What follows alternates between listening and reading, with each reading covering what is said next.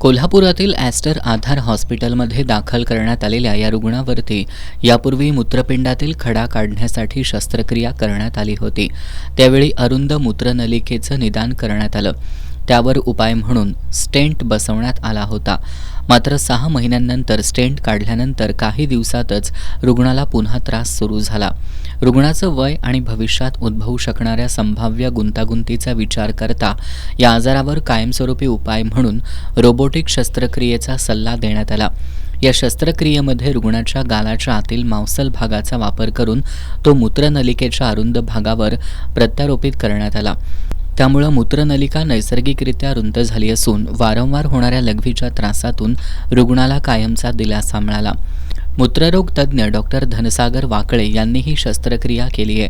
अत्याधुनिक रोबोटिक तंत्रज्ञानाच्या सहाय्यानं करण्यात आलेल्या या शस्त्रक्रियेमुळे रुग्णाला कमी वेदना, कमी रक्तस्राव आणि जलद बरे होण्याचा लाभ मिळाला।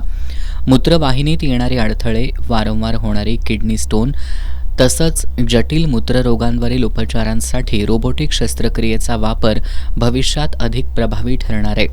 यावेळी ॲस्टर आधारचे व्यवस्थापकीय संचालक डॉक्टर उल्हास दामले यांनी ही शस्त्रक्रिया यशस्वीपणे पार पाडणं आमच्यासाठी अभिमानास्पद बाब असल्याचं सांगितलं। हॉस्पिटलचे CEO डॉक्टर डॅडल फर्नांडिस यांनी या प्रगत उपचार पद्धतीचा लाभ कोल्हापूर आणि परिसरातील रुग्णांना मिळावा यासाठी हॉस्पिटल प्रयत्नशील असल्याचं सांगितलं।